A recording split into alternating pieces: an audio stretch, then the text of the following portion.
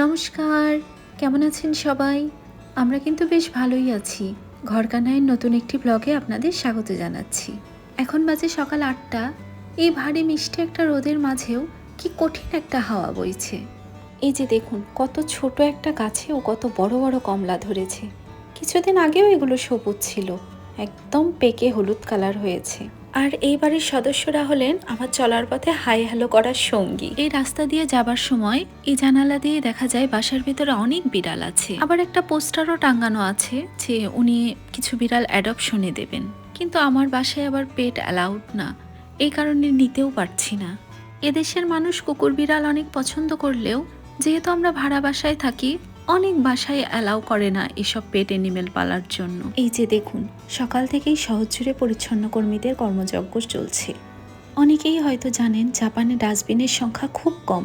এ কারণে মানুষ নিজের ব্যাগে ময়লা রাখে এবং বাসায় নিয়ে গিয়ে সেগুলো ফেলে। এখানে ছোট থেকেই শেখানো হয় রাস্তাও নিজের, তাই পরিষ্কার রাখার দায়িত্বও নিজের। স্কুলে ক্লাসরুম, টয়লেট, করিডোর শিক্ষার্থীরাই পরিষ্কার করে, আর এটাই তাদের লাইফস্টাইল হয়ে যায়। সবচেয়ে বড় কথা, জাপানে আইন থেকেও বেশি কার্যকর সোশ্যাল প্রেশার। কেউ নোংরা করলে অন্যরাই সেটা খারাপ চোখে দেখে নেয়। আর আমার কাছে মনে হয় একটা দেশের সৌন্দর্য এগুলোর মাঝেই লুকিয়ে থাকে। তো চলুন, 1 ঘন্টা হাঁটার পর এই যে মাই বাস্কেটে চলে আসলাম কিছু কেনার জন্য। আর এই সুপার শপটা হলো আমার বাসা থেকে ঠিক 15 মিনিটের রাস্তা। আশেপাশে অন্য কোনো সুপার শপ নেই। এটা ছোট মতো হলেও সবকিছুই এখানে পাওয়া যায়। জাপানে এই মাই বাস্কেট বেশ জনপ্রিয়। এটাকে বলা হয় মিনি সুপার মার্কেট, যা সাধারণ সুপার মার্কেটের চেয়ে ছোট, কিন্তু দৈনন্দিন প্রয়োজনীয় খাবার, তাজা পণ্য, ফ্রোজেন বা সাধারণ গ্রোসারিও অনেক পাওয়া যায়।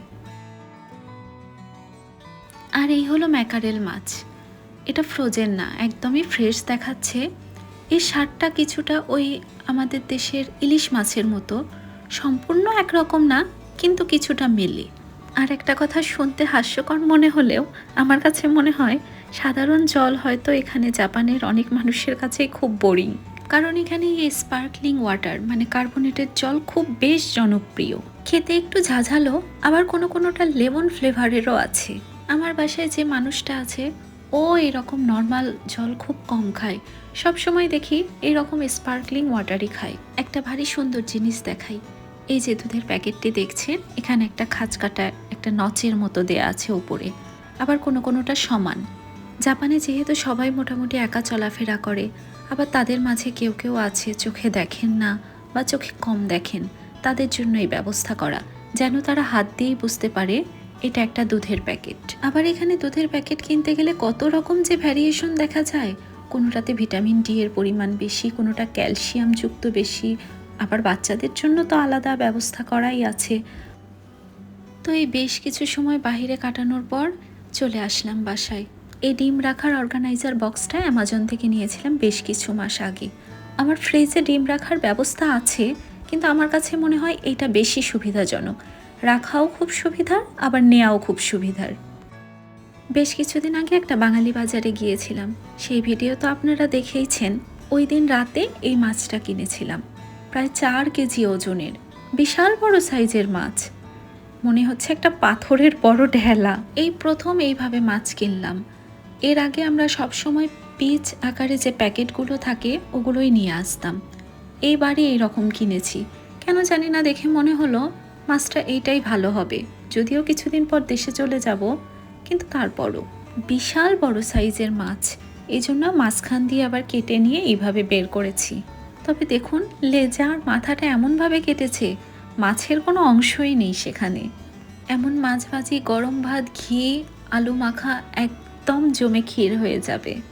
কিন্তু দুপুরবেলা এগুলো আর খাবো না, একটু ঝোল করে রাখবো। এখন ঝোলটা করে রাখলে 2 জন মানুষ 2-3 দিন চলেই যাবে। বেশিরভাগ সময় মাছগুলো আমরা একটু সবজি দিয়েই ঝোল করি, তাহলে সবজিটাও খাওয়া হয়, মাছগুলোও খাওয়া হয়, সবই মোটামুটি একসাথে হয়ে যায়, আলাদা করে সবজিটা রান্না করতে হয় না। 2 জন মানুষ থাকি, তার ভেতরে ওর অফিসেই খাবার ব্যবস্থা। আর এই ডালের বড়িগুলো আসার সময় শাশুড়ি মা দিয়েই পাঠিয়েছিলেন। আগে খেতে পারতাম না, কিন্তু এখন ভালোই লাগে। সকাল থেকেই চিন্তা করে রাখি এই তরকারিটা রান্না করে দুপুরে খাবো, কিন্তু হুট করেই মাথার ভেতরে কী যে হয় একদম সিদ্ধান্ত বদল করে ফেলি। হঠাৎ করে মাছ ভাজি করার সময় কেমন যেন মনে হলো একটু গরম ভাতের সাথে এরকম ভাজি ভুজি দিয়ে খেতে ভালোই লাগবে। তাই দুটো আলু, একটু ঢেঁড়স আর একটু সিম দিয়ে একটা মিশেলে ভাজি করে নিচ্ছি, আর সাথে 2টা মাছ ভাজি করে নেব। সিমগুলো এখানে বেশ বড় সাইজের, সাথে মোটা। এখন আলুর সাথে দিলে আলু হয়তো গলে যাবে, কিন্তু সিম আর ভাজি হবে না। তাই ঢেঁড়সটা যেহেতু একটু পিচ্ছিল জাতীয়, তাই আগে দিয়ে নিলাম ওর পিচ্ছিলতা কাটার জন্য, আর সাথে সিমটা দিয়ে একটু ভাজি করে নেব। ওটা আধা ভাজি হয়ে যাবার পর আলুগুলো দিয়ে দেব। মাছগুলো কেন যেন মনে হচ্ছে খুব মজা হবে খেতে। খুব বেশি ভালো রান্নাবাড়ি না করতে পারলেও নিজেদের চালিয়ে নেওয়ার মতো। আলুগুলো খুব বেশি ঝুরি করতে পারিনি, ওই আনাড়ি হাতে যেটুকু পারি আর কি। আমার মা বাসায় বটিতে কাটাকাটি করে এগুলো। সে যখন আলু ভাজি করে এত পাতলা পাতলা, এত চিকন চিকন হয়, মনে হয় কোনো মেশিনের কাটা, এবং এত দ্রুত কাটতে পারে। এটা এমন না যে আমার মার দীর্ঘদিনের অভ্যাস। আমার দিদার কাছে শুনেছি আমার মা ছোট থেকেই অনেক ভালো রান্না করতে পারে। ফ্রোজেন মাছ হলেও যে এগুলো খেতে পারছি, আমার কাছে এটাই অনেক বড় কিছু মনে হয়। কারণ জাপানে আসার আগে আমি ভাবতাম এগুলো মাছ হয়তো নেই, বা থাকলেও হয়তো অনেক দূরে, হাতের নাগালে হয়তো পাওয়াই যাবে না। যাক, এই যে হয়ে গেল আমার দুপুরের খাবারের ব্যবস্থা, এখন খেয়ে নেই। তো সকালে একটা পুডিং কিনেছিলাম সুপার শপ থেকে, তা তো আপনারা দেখলেনই। তো আমাদের দেশে পুডিং ছাড়াতে গেলে চাকু, ছুরি, কত কিছু নিয়ে বসতে হয় একটা সুন্দর শেপে নামানোর জন্য। এদের প্যাকেজিং টেকনোলজিটা জাস্ট দেখুন। হালকা এই পিনটা বাঁকিয়ে দেওয়ার পর একটু প্রেস করার সাথে সাথেই কি স্মুথলি পুরোটা বেরিয়ে এলো, আর এটা খেতেও বেশ স্বাদের। তো আজ এ পর্যন্তই, দেখা হবে পরের একটা ব্লগে। ততক্ষণ পর্যন্ত সবাই সুস্থ, সুন্দর ও ভালো থাকবেন। আর ভালো লাগলে একটা লাইক, কমেন্ট, শেয়ার করে দেবেন।